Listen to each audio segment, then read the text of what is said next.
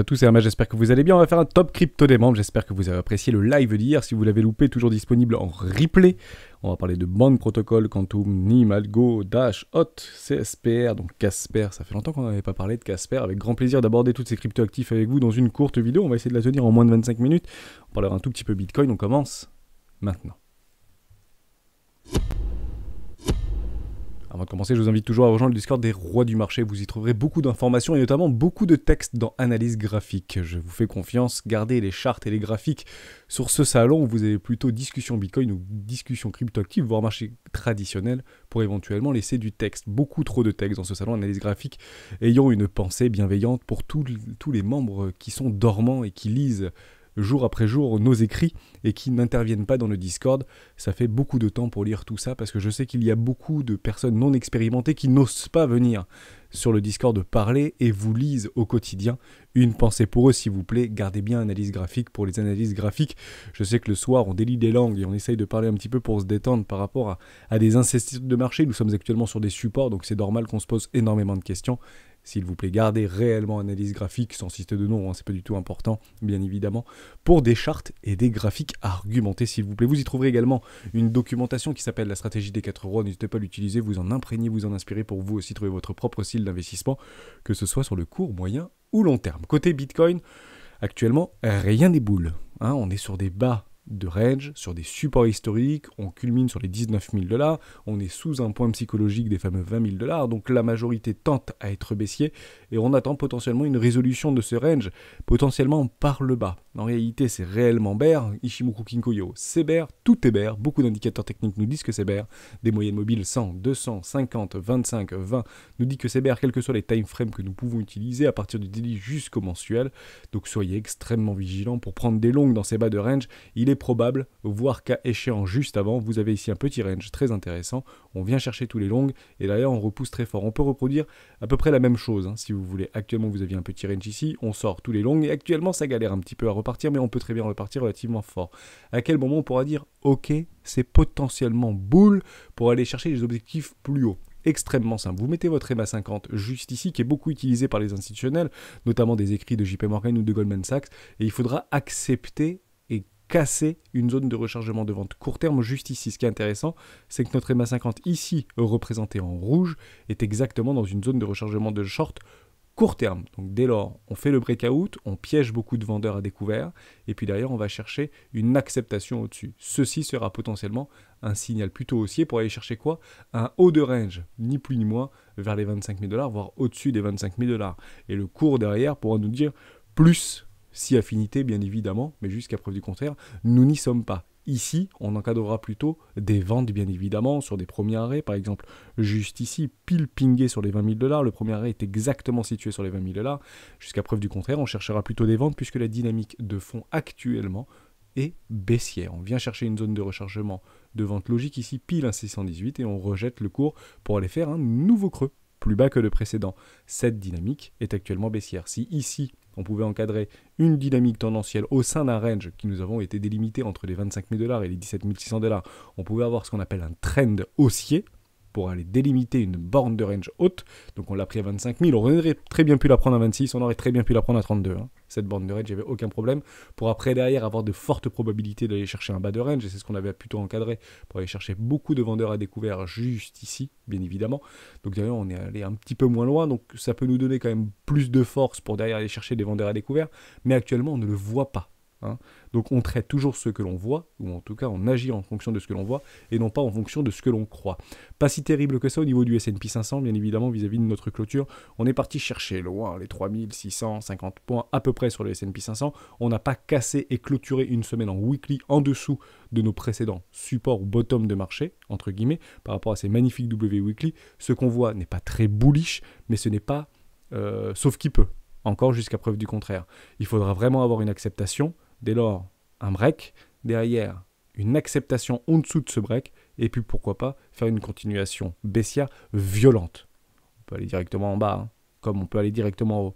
Donc en réalité, ici, je vois plus soit ça, malgré qu'on soit dans une dynamique tendancielle baissière, et malgré que enfin bien que, j'ai pas le droit de dire malgré, je me suis fait beaucoup reprendre par rapport à ça, bien que nous avions eu des structures en W Weekly, excusez-moi, par rapport à mes tics de langage faux français, et pour derrière aller récupérer malheureusement des précédents lots, mais c'est pas gravissime. Hein, on va chercher jusqu'au dernier, entre guillemets, les derniers acheteurs, et puis derrière, pourquoi pas repousser ce prix. Donc c'est plutôt ce que j'essaye d'encadrer, personnellement, mais ça ne veut pas dire que je vais le jouer debout sur la table levier x100, évidemment.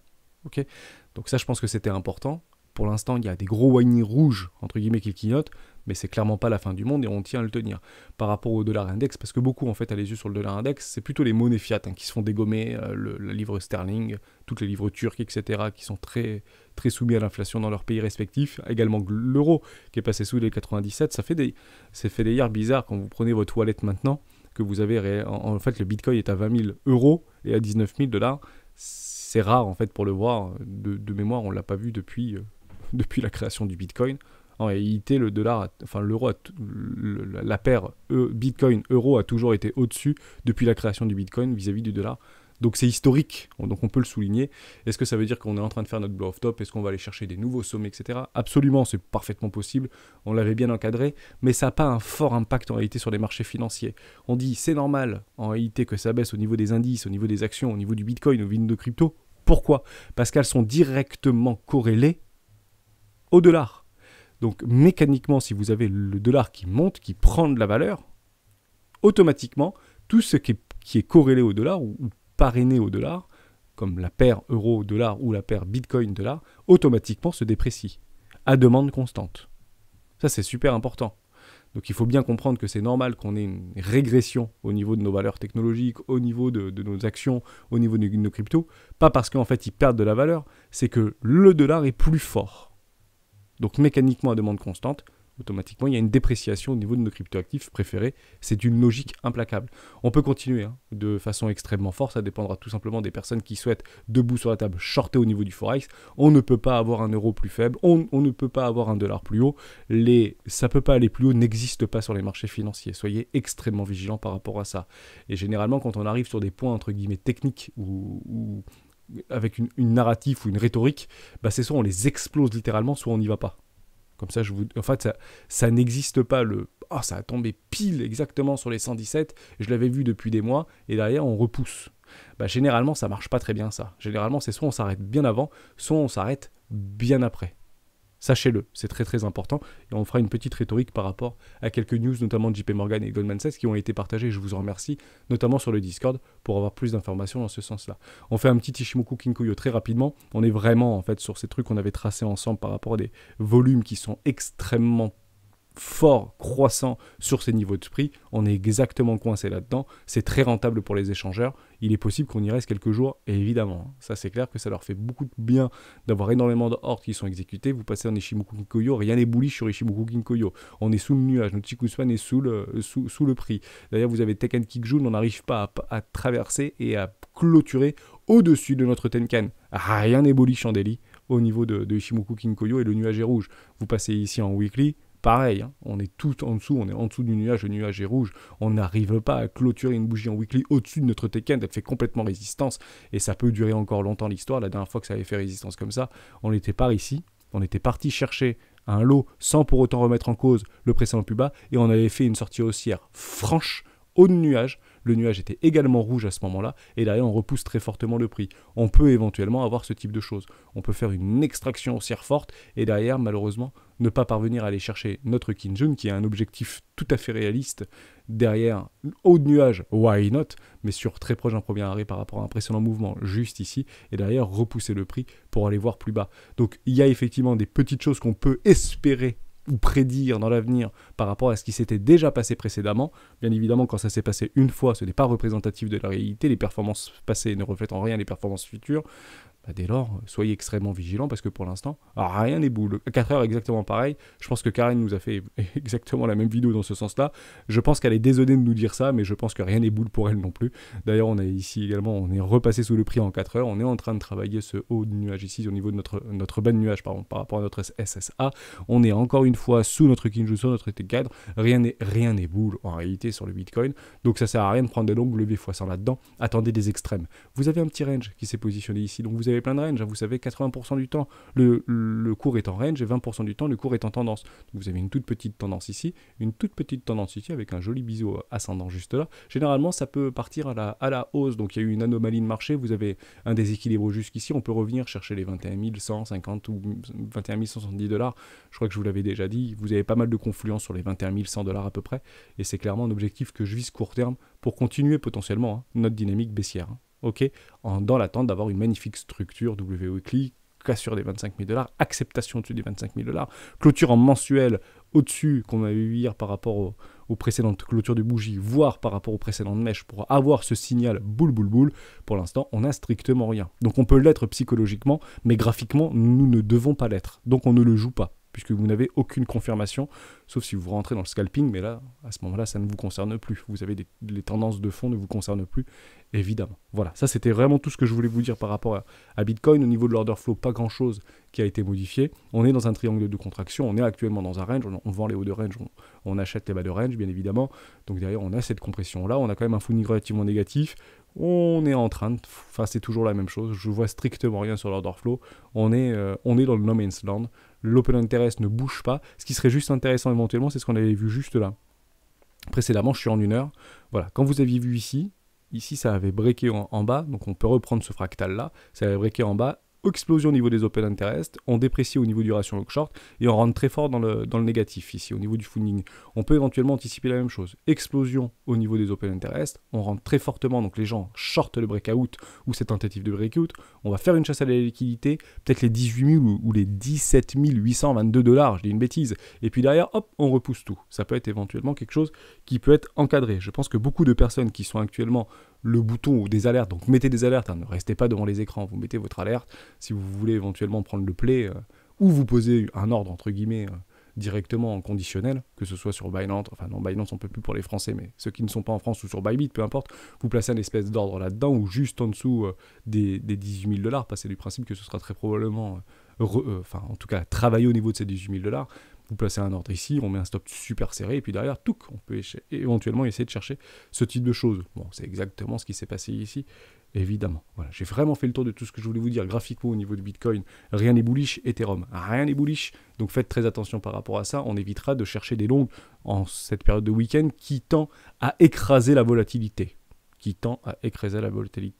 Ok ? Deux petites choses très intéressantes. Goldman Sachs ramène l'objectif de fin d'année du S&P 500 à 3600 points, alors qu'on l'avait vu ensemble par rapport aux objectifs qu'on avait vus, c'était fin de semaine, enfin c'était il y a 2 jours de cela. Je vous avais dit que les objectifs de ces banques systémiques, c'était 5000 points en moyenne, Goldman Sachs 7300, JP Morgan 5200, etc. Et là, il ramène son objectif à 3600 points. Ça veut dire 2 choses, soit on les explose, soit on n'y va pas. Dès lors, Goldman Sachs nous donne en réalité là où il va acheter ou racheter massivement le S&P 500. Je pense que ce sera juste au-dessus des 3600 points. On fait un petit tour au niveau de notre S&P 500 et on fait un grand sourire. Pourquoi ? Parce que nous y sommes. Voilà, grosso modo, JP Morgan nous explique que nous allons clôturer en réalité la fin de l'année sur le S&P 500 très proche au niveau des 3600 points. Ils ont d'autres objectifs, hein. Ils peuvent aller beaucoup plus bas. Je sais que celui qui revient le plus, c'est les 3400 points. Donc c'est comme dit Vincent Gann, c'est le consensus ultime de l'ensemble des banques systémiques. Oui, je pense que si on doit y aller, je pense qu'on ira beaucoup plus bas, personnellement. Mais ça ne regarde que moi. Je ne pense pas que notre bottom de marché, en cas de violents mouvements baissiers, on s'arrête pile aux 3400 points et on part to the moon. J'en doute extrêmement fortement. Je pense qu'on ira voir beaucoup plus bas. Et mon objectif personnel, c'est cette ligne rouge ici, au niveau des 2300 points ou 2400 points. Ok, ça c'est super important. Donc je pense que Goldman Sachs nous donne entre guillemets son objectif pour dire ça n'ira pas en dessous en réalité. Il nous donne entre guillemets son point d'achat ou son point d'achat massif. Ça se répète très souvent. On avait fait cet exercice-là sur des médias et à chaque fois c'était chirurgical. On y allait pile, ça rebondissait fort dessus et bizarrement les 3600 points c'est exactement une toute petite poche de liquidité positionnée ici sur les indices qui pourrait faire passer tout le monde du mauvais côté du mouvement. En somme, si on vient à passer en dessous de ces 3636 points, ces fameux bottom ici provisoires, et très franchement, je pense que ça fera peur à tout le monde. Et pouc, on peut repartir relativement pour pourquoi pas aller chercher les objectifs dans le déni le plus total. Ils savent très bien le faire. Une autre petite news qui est sortie, je trouvais ça très intéressant, il reparle aussi, c'est toujours Goldman Sachs qui reparle de notre de notre moyenne mobile 50, comme je vous le disais juste avant. Ça peut être éventuellement un objectif pour repasser, entre guillemets, bullish court terme. Donc pour l'instant, nous n'y sommes absolument pas. Goldman Sachs estime que le Bitcoin pourrait chuter à 12 000 $. Bon, partez du principe que ça permet en réalité de donner des objectifs, 1, de prix, 2, temporel, de quelque chose qu'on n'ira absolument pas. Donc généralement, quand ils annoncent du 12 000 $, c'est qu'on va s'arrêter nettement au-dessus, voire on n'ira pas du tout. Mais ça permet de continuer à alimenter un narratif extrêmement baissier, malgré qu'ils peuvent avoir tort ou raison, c'est pas l'objectif. L'idée, c'est que ce type de news, en réalité, permet d'alimenter le sentiment de marché. Et on le sent de plus en plus que ce sentiment de marché est baissier. Or, le problème, c'est qu'on cherche des longues et non pas des ventes actuellement, ce qui potentiellement peut accentuer ce narratif plausible, évidemment. Donc il l'explique extrêmement bien, les analyses. Alors je ne sais plus où est-ce que si je vous avais pris ça. Voilà, je vous laisserai le lire sur CryptoNotes, c'est toujours très intéressant. Il explique pourquoi il voit ce prix-là, mais ils disent mais c'est pas perdu, parce que si on repasse au-dessus des 21 250 $, voire les 25 000 $, à ce moment-là, on annule les 12 000 $. Donc vous comprenez à peu près l'histoire, mais ça permet d'alimenter un narratif, évidemment. J'ai beaucoup aimé ça, je vous en parle beaucoup, donc ne m'en voulez pas si j'utilise BFM Tech Co, c'est pas du tout l'objectif, je veux en réalité ce que la majorité voit. On s'en fiche que ça soit du vrai, du faux, de la propagande, pas de la propagande. À peine sorti, l'iPhone 14 Pro cartonne déjà dans le monde. Donc oui, ils préfèrent en réalité, ils modifient des lignes d'assemblage de l'iPhone 14 vers le 14 Pro, parce qu'en fait les gens demandent plus le Pro que le 14 actuellement, donc il y a eu des réallocations par rapport à des chaînes d'approvisionnement. C'est très intéressant parce que c'est beaucoup plus cher. Dès lors, vous avez en fait le petit truc qui est super sympa, Apple de faire plus de marge, ce qui permettra à Apple de faire plus de marge. Super, c'est formidable. Donc partez du principe que ce type de news, si vous voulez jouer le sentiment ou jouer entre guillemets la narrative ou la prédiction par rapport à la future action Apple, si vous voyez des ventes qui explosent, et je le dis et je le rappelle, aujourd'hui les iPhones matériels, donc iPhone 14, iPhone 15, iPhone 12, iPhone 13, représentent les 2/3 du revenu d'Apple annuel. C'est super important ça. Donc si vous voyez partout qu'il y a des ruptures de stock, et ils le disent très bien, en France, le site Fnac et Sud Boulanger affiche déjà rupture de stock. Bon, c'est pas la crise pour tout le monde visiblement, donc on s'amuse pas si on multiplie, même si c'est de la propagande, mais si on multiplie ce type de choses, partez du principe que ce sera acheté. Donc la rumeur potentielle des résultats financiers d'Apple sera achetée. S'ils sont mauvais, ce sera vendu.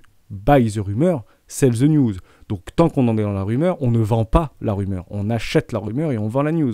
Parce que nous avons de très bonnes informations. Il faut les corréler, vous en prenez une dizaine, vous allez sur des sites américains, des sites un peu partout dans le monde, là où Apple est extrêmement présent, et vous pouvez potentiellement essayer d'encadrer un joli trend dossier. Ce qui est intéressant, c'est qu'Apple représente une partie non négligeable du S&P 500, et peut driver le S&P 500, et notamment les valeurs technologiques. C'est un peu le phare, si vous voulez, Apple au niveau du monde de la tech et de la haute technologie, notamment sur des valeurs tech américaines. D'accord ? Donc voilà, on se met pas dans une bulle, dans des certitudes, on lit, on regarde, on s'informe et on prend des décisions en fonction de ce que l'on voit et non pas en fonction de ce que l'on croit. Soi-disant que la vente d'iPhone 14 Pro cartonne, rupture de stock partout. Voilà. Donc pas bonne idée si vous voulez shorter, malgré que ce soit qu'une information parmi tant d'autres, essayez d'accumuler les informations dans ce sens-là. J'espère que je vous ai aidé, parce que c'est clairement le genre de truc que je regarde sur les réseaux sociaux, sur Twitter, sur Facebook, sur BFM, sur plein de médias mainstream ou des médias spécialisés, parce que clairement les opérateurs de marché pricent ça. Et eux, ils iront pas contre-courant. Par contre, s'ils sont déçus, ils iront vous shorter dans la tronche puissance 1000. Et vous aurez des bougies rouges comme jamais vous avez des bougies rouges sur Apple. Mais c'est pas en tout cas ce que ça va faire pour le moment. En tout cas, il y a très peu de chances que ça fasse ça actuellement. Et oui, c'est que vous êtes contre-courant et vous êtes à contre-tendance, et surtout la tendance psychologique. Et la psychologie des gens est bien plus puissante que la technique. Le fondamental rattrape toujours la technique et se réajuste violemment, que ce soit à la hausse ou à la baisse, bien évidemment. On parle de bande protocole. C'est le fameux Oracle Interop. C'est Johan qui voulait qu'on en parle, 100 millions de dollars à peu près de valorisation. Donc c'est une toute petite carte bande protocole, j'en ai personnellement, du bande protocole. J'aime beaucoup cette crypto. On va pas aller là du tout. Je sais pas, du Binance, voilà, ici. On va chercher un peu plus haut, on va se mettre en weekly, on va regarder tout ça. On y va.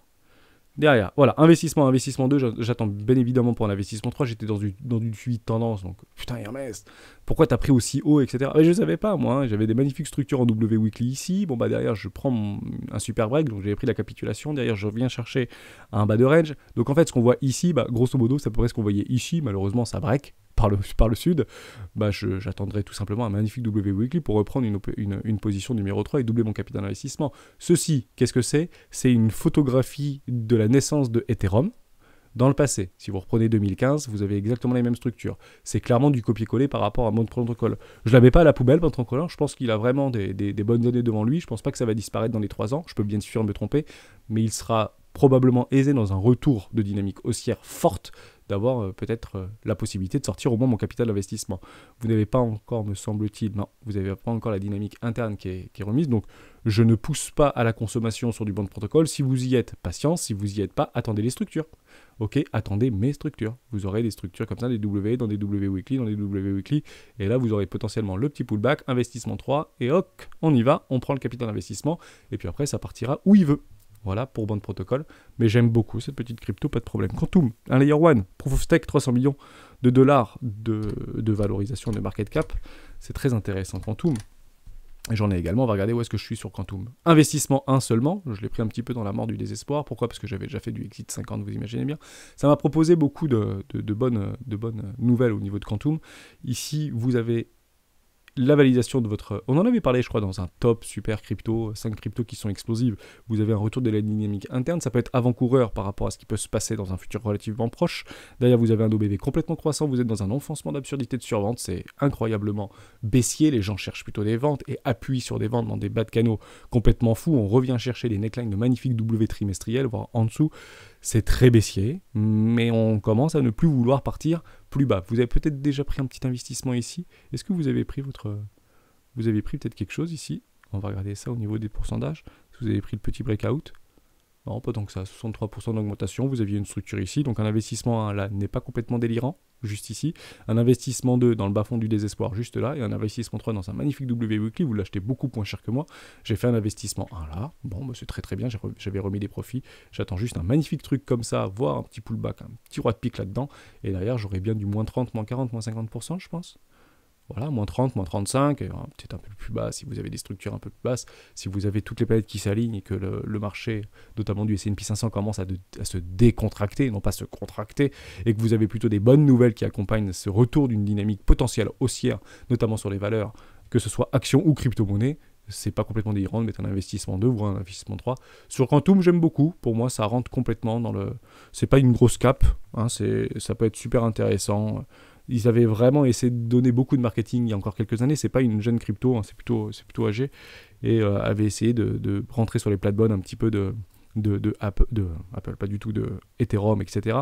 C'est à peu près c'est presque la même chose finalement que CSPR, si vous voulez, dans le narratif. Ça me fait penser un tout petit peu à ça. Ça peut être intéressant. Nîmes, je connaissais pas. Donc c'est Dekiri qui voulait qu'on en parle de Nîmes. Sur Kraken, c'est ça Nîmes? À peu près, on va aller regarder sur... notre ami là-bas, hop, Y, Nîmes, je ne connais pas du tout, c'est peut-être une petite cap, 300 millions, 20 millions de market cap actuellement dilué, faites attention, hein. Il y a moins de 10% des tokens qui ont été libérés jusqu'à preuve du contraire. Ok, en espérant que vous ne l'avez pas pris post-ICO, bien évidemment. En tout cas, si vous avez pris post-ICO, j'espère que vous avez pris beaucoup de thunes, et derrière, c'est très baissier. En réalité, on vient casser les précédents lots, on casse les précédents lots des précédents lots. Je passe complètement mon chemin là-dessus, même si on ne le savait pas, hein. C'est toujours facile de le dire après coup, de dire « Ah oui, mais bon, là, je vais des W dans les W. » Pas forcément, parce que c'est un peu comme CSPR, je l'aurais pris ici, moi, le W weekly sur un investissement. Vous voyez, sur les 0,50. Alors qu'on y est très loin. Hein. On est où là, actuellement? On est sur du 0,25 à peu près, voilà. Donc je préfère avoir des magnifiques structures avec un gros pullback, avec un retour de la dynamique haussière, plutôt qu'en fait d'acheter la mort. Même si c'est jamais complètement délirant d'acheter la mort. Mais le problème, c'est que vous bloquez du capital d'investissement et peut-être pendant de très nombreux mois ou de très nombreuses années. C'est ça qu'il faut comprendre. Peut-être qu'on est actuellement dans un bad range et qu'on va végéter, notamment sur des cryptoactifs faiblement capitalisés ou qui viennent de se créer en plein bear market, qui vont en réalité végéter pendant 2 ans. Jusqu'au prochain halving, voire plus si affinité. Donc c'est très difficile en réalité de bloquer du capital d'investissement. Ce type de choses, je les oublie. Je cherche la force. Donc la force, ça veut dire quoi? C'est-à-dire que si j'ai entre guillemets un W weekly et qu'il y a Dekiri qui vient me voir sur le Discord pour dire c'est super cette crypto, ça a fait des super mises à jour, c'est génial, il y a plein de gens qui l'achètent, c'est incroyable, et que vous avez votre structure en W weekly, voire mensuel, c'est-à-dire vous avez un pullback, en réalité c'est plus rationnel dans ces niveaux de valorisation et niveaux de prix par rapport à ce qu'on peut voir sous les yeux et ce qu'on peut voir fondamentalement pour acheter la force et derrière prendre rapidement notre capital investissement. Parce que là, vous risquerez, si vous bloquez du capital investissement, en réalité de ne pas le revoir avant des années, voire ne plus jamais le revoir. Parce que c'est baissier, jusqu'à preuve du contraire. Mais je ne connaissais pas Privacycoin, en plus, hein, je le vois ça, c'est un Privacycoin, donc ils ont, avec Cash, je sais plus comment ça s'appelle, qui passe en Tornado Cash, pardon, ça n'a pas trop le vent en poupe actuellement, notamment de la SEC et du gendarme américain au niveau des Privacycoin, soyez vigilants, je pense que ça, de toute manière, ça reviendra, et ça reviendra plus fort que jamais. Donc, c'est pas du tout délirant, en réalité, de regarder actuellement des Privacycoin qui vous semblent intéressants, parce que quand ça va revenir fort, très fort. Les Privacycoin, c'est le yang, si vous voulez, des GAFAM. C'est clairement ça l'idée. Hein. C'est de l'anonymisation, ne pas savoir d'où viennent les fonds, ne pas avoir tout votre pédigré quand vous faites une transaction sur votre wallet, ce qui se passe sur Ethereum notamment. Quand Vitalik Buterin envoie des dons à l'Ukraine, il ne veut pas savoir combien il y a sur son adresse Ethereum.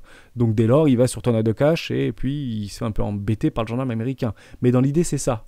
Si vous faites un virement pour un anniversaire ou vous faites un Lydia pour quelqu'un, est-ce que vous voulez vraiment que la personne sache exactement combien vous avez sur votre compte bancaire? Ça regarde que vous. Donc c'est exactement ce que propose aujourd'hui Tornado Cash. Apparemment, ça ne plaît pas à tout le monde, mais c'est que du bon sens. Donc ce type de Privacycoin, NIM ou d'autres, hein, bien évidemment, permet aujourd'hui d'anonymiser toutes les transactions et de sécuriser vos données. C'est ça en fait l'idée. Je pense que ça, c'est l'Eldorado de demain avec les interopérabilités et les oracles. Par rapport aux cryptoactifs. Le prochain cycle auront très probablement les yeux sur les Privacycoin et sur les interop. Chaise gardée, gros point d'interrogation, mais en tout cas, je suis en train de regarder et j'allouerai davantage de capital si ça tend à me donner raison et je le verrai très bien sur les capitaux qui rentrent sur ces marchés-là, hein, ni plus ni moins. Et à ce moment-là, je renforcerai pas mal de positions sur des structures en W-Weekly, vous connaissez bien sûr la suite. Voilà pour NIM, j'espère que je t'ai aidé. Donc si tu es bloqué, ne réinvestis pas là-dedans, ou sauf si tu fais du DCA mensuel et que tu mets 50 balles par mois là-dedans, ou 100 euros ou 1000 euros là-dedans tous les mois et que c'est de façon extrêmement périodique, à ce moment-là, je ne dis strictement rien, mais ne bloque pas du capital là-dedans. Il faut plutôt attendre, même si peut-être c'est super intéressant, tout simplement. Algorand, ça fait longtemps. Une ancienne crypto, ça c'est une grosse cap, je crois 4 ou 5 milliards de dollars de market cap. J'ai pas d'algo, me semble-t-il. Non, je l'avais peut-être jamais racheté de l'algo, j'étais pas rentré dedans. Je sais plus si j'étais rentré dedans, mais c'est clairement une petite crypto qui est très intéressante. Toujours pareil, hein, c'est du Ethereum, proof of stake, un petit peu les prémices en réalité. Si aujourd'hui Ethereum est passé en proof of stake, c'est bien parce qu'il y en a plein d'autres qui l'ont fait avant et on voyait bien que ça marchait. Ils sont pas fous. Hein. Ethereum n'a rien inventé, entre guillemets. Il révolutionne un monde. Il y a des ruptures technologiques certaines. Il y a de la hype et de l'adoption de masse certaines, notamment sur Ethereum, parce qu'aujourd'hui, fait partie du top 3 des plus grosses capitalisations. Mais partez du principe que si Ethereum est passé en proof of stake, c'est bien parce qu'il savait que ça fonctionnait chez d'autres personnes qui l'avaient déjà initié, et il y a de nombreuses années, évidemment. Donc derrière, vous avez le crack bonsoir là, sur le listing au niveau de Binance, j'imagine. Derrière, vous avez des toutes petites structures qui sont en train de se positionner. On va chercher les pressions en lot.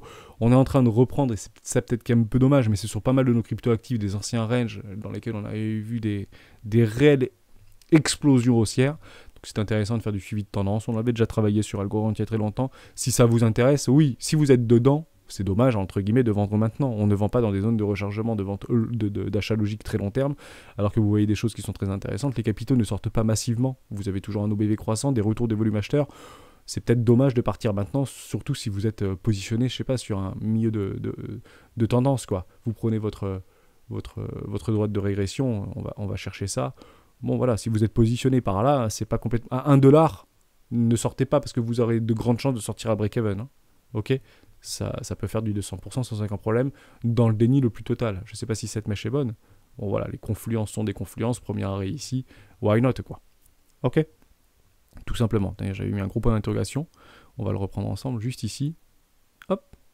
Regardez ça. Comme quoi c'est intéressant de faire des... Suivi de tendance ici. Point d'interrogation ou point d'exclamation. Non. Pas de suivi de tendance, mais beaucoup se sont positionnés là. Donc partez du principe que beaucoup de personnes sont coincées ici. Si tu es rentré et si tu arrives à prendre soit à break-even, soit entre guillemets un 110% ou un truc comme ça, si tu en as marre, j'extrapole, hein, c'est Bruno et Jean-François qui voulaient qu'on parle de ça, mais je vous mets dans une situation que j'imagine, d'accord ? C'est peut-être pas votre situation du tout, mais partez du principe que beaucoup de personnes sont coincées là, c'est une certitude absolue. Certitude absolue. Ok, et probablement que les gens qui étaient là, ils ont probablement vendu là, ou voire à break-even. Bon, bah derrière, je pense qu'on y reviendra très probablement ici. Après, d'avoir une acceptation et un retour ici, nouveau sommet, ça, c'est tout le marché qui vous le donnera. Et vous aurez des pumps de partout. Donc, le narratif, c'est OK pour aller là, dans un excès de zèle, et derrière, potentiellement aller rechercher, entre guillemets, des wake of check, etc., sur des précédents W en weekly. Mais voilà, vous avez le viseur, vous tracez vos zones, premier arrêt, second arrêt, vous regardez bien, alors c'est peut-être là ou peut-être un peu plus bas. Je ne sais pas si cette mèche est vraie, hein, d'accord, mais vous faites ce travail-là, vous avez tous vos indicateurs techniques, vous avez même en weekly au niveau du Shimoku Kikoyo, regardons ça, boum, juste là, elle est un peu basse notre Kijou, mais vous avez un haut de nuage là-haut. Bon, soyez patient, on peut faire un excès de zèle, entre guillemets, et dommage de vendre maintenant, vous pouvez bien sûr l'imaginer. Mettre all-in ici, c'est aussi dommage, hein. Faites très attention, on ne surexpose pas, on ne sait pas de quoi l'avenir est fait. On parle de Bitcoin toujours en avant pour dire que rien n'est haussier. Donc si c'est pas haussier sur Bitcoin, sur Ethereum et sur le crypto market total, partez du principe peut-être Chiliz qui fait un peu cavalier seul en ce moment, parce qu'ils sont en train de pricer, on l'avait bien vu ensemble il y a plusieurs mois de cela, je vous l'avais répété très souvent, qu'on va probablement pricer la rumeur au niveau du mondial. Prenez vos profits avant le coup d'envoi du mondial 2022. S'il vous plaît. Si vous êtes sur Chiliz et si vous êtes exposé sur Chiliz, au coup d'envoi du premier match, ou la veille du coup d'envoi du premier match de la Coupe du Monde, prenez vos profits, parce qu'il y aura probablement une accélération haussière et la news sera vendue. Ok ? Je vous l'avais dit et je vous le redis et je le répète, en tout cas c'est exactement ce que je ferai. Je suis très proche de prendre un 110% et je sais que vous êtes très nombreux à déjà avoir pris un 110% sur Chiliz et je vous en félicite. Dash c'était un hack fork en réalité de Litecoin à l'époque, si vous vous rappelez, je crois que c'était en 2014, 2017, 2014, je sais plus. C'était un petit hack fork au niveau de Dash, de Litecoin, donc ça vient du code source de Bitcoin. Donc, est-ce que c'est intéressant ? Oui, Dash, j'aime beaucoup. J'ai du Dash, personnellement. Je trouvais que le narratif était bon. Il y avait beaucoup de développeurs qui prenaient la parole à ce moment-là. Il y a quand même des années, ça avait fait un joli petit poussée haussière parce qu'ils ont tous les tokens et puis les baleines font ce qu'elles veulent. En réalité, vous savez, quand vous êtes une baleine et que vous commencez à vous intéresser à des trucs, vous achetez tout. En masse, en illimité. Vous avez des poches infinies, vous achetez tout. Vous avez encore des tokens, on les achète quand même. Et puis derrière, ça fait des shorts de trucs comme ça pousse du 500% et ils prennent des profits. Maintenant, j'ai du Dash gratuit. Donc j'ai des milliards de Dash, ou des millions de Dash, ou des centaines de dizaines de millions de Dash gratos. Bienvenue dans le monde des baleines. Et derrière, on attend de voir si oui ou non les ruptures technologiques vont venir. Dès lors, c'est pour ça qu'on dit très souvent que beaucoup de nos cryptoactifs ne se relèveront pas en réalité du précédent cycle de 2021. Donc il y aura peut-être des excursions haussières, donc l'objectif c'est bien sûr de valider notre capital d'investissement. Mais ceci n'arrivera pas ici sur toutes nos cryptoactifs. Ce n'est pas vrai, c'est faux. Vous reprenez le même cycle de 2017, par rapport à 2021, vous avez beaucoup de cryptos qui étaient ici en 2017, lors du top de Bitcoin 20 000 $, et lors de 2021, elles ont fait ceci. Voilà. Et bien ça, c'est pas bon signe. Ok ? Soyez vigilants par rapport à ça. Mais Dash, pas de problème, parce qu'en fait, pas de tente plutôt très résilient, pour le coup. Je suis personnellement investi dans Dash. C'est un peu l'idée, comme je vous fais un tout petit narratif, c'est en réalité l'objectif de la scalabilité et de l'efficience par rapport à un système de paiement transfrontalier que Bitcoin n'avait pas les reins assez solides ou n'avait pas suffisamment de scalabilité ou de possibilités au niveau des transactions. Donc ça a été en réalité des mises à jour qui ont été faites, qui n'ont pas été approuvées, vous savez, par Bitcoin par rapport au consensus Bitcoin, la gouvernance Bitcoin. Et il y a eu beaucoup de cryptos en réalité qui ont été créés à partir du code source de Bitcoin, donc Litecoin, Dash et plein d'autres. Hein. On peut en citer des dizaines en réalité qui viennent tous du même endroit, évidemment. Vous voulez qu'on parle de CSPR ? Avec grand plaisir. CSPR, ça fait très longtemps qu'on n'en a pas parlé. CSPR, on va aller sur... on va aller où ? Ici, je sais plus. Voilà, ici, CSPR. CSPR USD. On y va. Alors, CSPR... Donc toujours pareil, moi si je voulais acheter du CSPR, je vous l'avais dit, ça ne me dérangeait pas d'en acheter ici sur les 25 centimes, finalement ça a fait beaucoup plus bas, dès lors je n'ai pas acheté parce que je voulais attendre des trucs comme ça, vous pouvez faire des trucs comme ça, ok, là j'achète, parce qu'on était toujours dans une tendance dynamique haussière au niveau de Bitcoin, Ethereum, etc. Mais je vous dis, attendez vos structures, ça ne me dérange pas de ne pas acheter là et d'acheter plutôt ici. Reprenez des vidéos, je suis toujours... dans ma didactique, et c'est une répétition sans cesse, c'est pas très sexy, mais c'est comme ça que je fonctionne et que je m'impose les choses, c'est que maintenant, si j'ai envie d'acheter du CSPR, bah, je l'achète quand même beaucoup moins cher. Ok ? Dès lors, on refait à peu près la même chose. Dès lors, où est-ce que vous voulez acheter ? Bah, maintenant que vous avez des super trucs, achetez le petit pullback ici, et derrière, le petit pullback croix de pique potentiellement, et le suivi de tendance, et vous prenez rapidement vos profits. Si vous êtes coincé, et je sais qu'il y en a beaucoup malheureusement qui sont coincés parce que ça a beaucoup tourné sur le Discord il y a encore quelques mois en arrière, qui ont probablement bien investi là-dedans, voire malheureusement investi là-dedans, faites attention, est-ce que ça veut dire que ça va mourir? En réalité, CSPR ne nous a rien montré. Ceci n'est que de la promesse. CSPR, c'est une vidéo de mec très intéressant qui vient et qui avait travaillé sur le Proof of Stake de Ethereum, ok. Mais à part en réalité un joli papier et un joli profil LinkedIn, qu'est-ce qu'il y a de plus au niveau de CSPR? Donc attendez en réalité ces informations-là. Il y a une volonté, et on l'avait dit ensemble, les derniers des derniers l'ont acheté à 0,015. Actuellement, on est parti au plus bas à 0,025. Donc partez du principe que les early investors, donc les private sales au niveau de CSPR, sont encore en réalité positifs. Il faut vraiment s'en rendre compte. C'est là en réalité où la capitulation se met en place. Et vous avez aussi des déclenchements de jetons qui sont faits tous les mois, tous les 6 mois, et on en avait beaucoup parlé ensemble. Est-ce qu'il y a des milliers de... Et je vous avais dit, je pense que vous pouvez le retrouver, généralement ça scelle fort pour faire capituler les gens. Ne capitulez pas, bien évidemment, ici, parce que maintenant c'est les baleines qu'on va faire capituler. Ok? Donc si vous vendez là-dedans, malgré que ça peut... Enfin, bien que ça peut faire des trucs comme ça, et c'est vraiment dommage. Honnêtement, c'est vraiment dommage parce que vous avez peut-être loupé un machin to the moon. Donc attendez de voir si oui ou non les baleines continuent à acheter. Vous le verrez sur l'augmentation des volumes. D'ailleurs, on voit des volumes ici qui sont peut-être croissants. Vous avez des structures et des W sur les volumes. C'est pas nul, ce qu'on est en train d'observer actuellement sur CSPR. Donc moi, j'en achèterais sur un magnifique W en weekly si le marché me donne raison. Ça veut dire quoi? Ça veut dire que Bitcoin accepte au-dessus des 25 000 $. C'est ça que ça veut dire. Et là, pour le coup, CSPR, je vous le dis, je le redis, j'en achèterai. Mais je ne me suis toujours pas investi dedans. Et je paye maintenant peut-être moins cher que vous.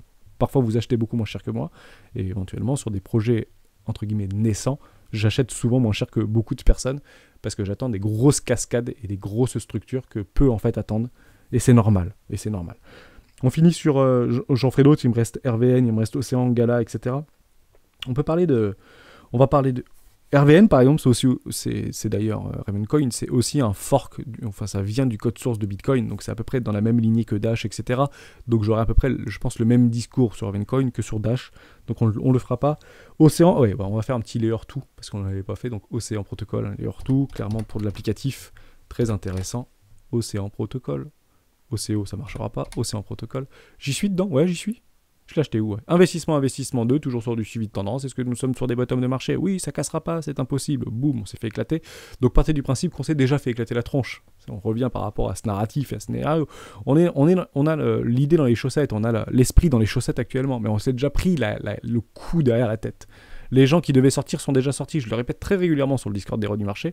70% du retail qui ont acheté en moyenne sur les 40 000 $ sont sortis de ce marché. Donc qui vous voulez faire capituler? À part MicroStrategy.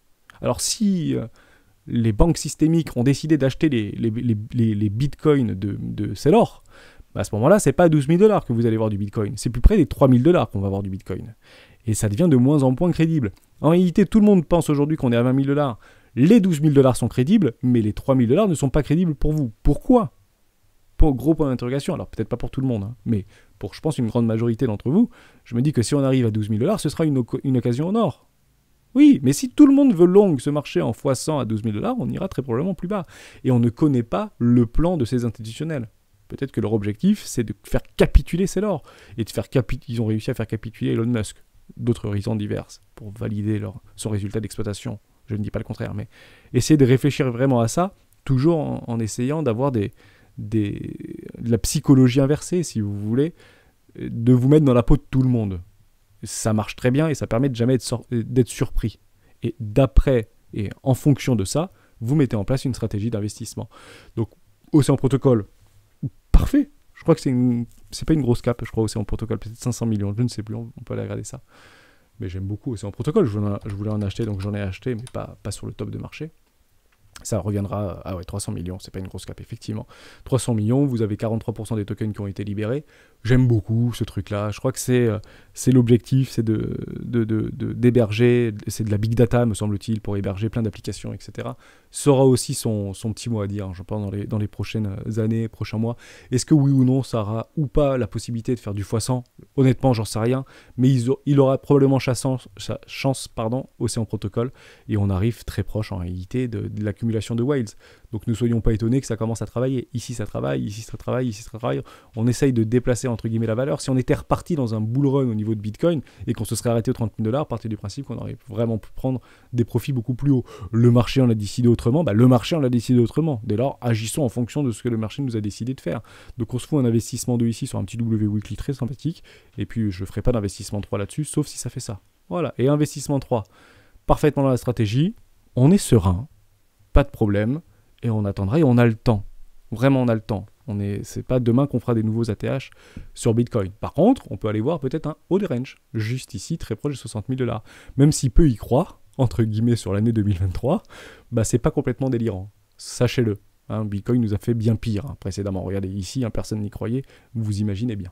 Merci à toutes et à tous d'avoir suivi cette vidéo jusqu'au bout. On a fait une longue vidéo, finalement 40 minutes. Je vous souhaite à tous un excellent week-end.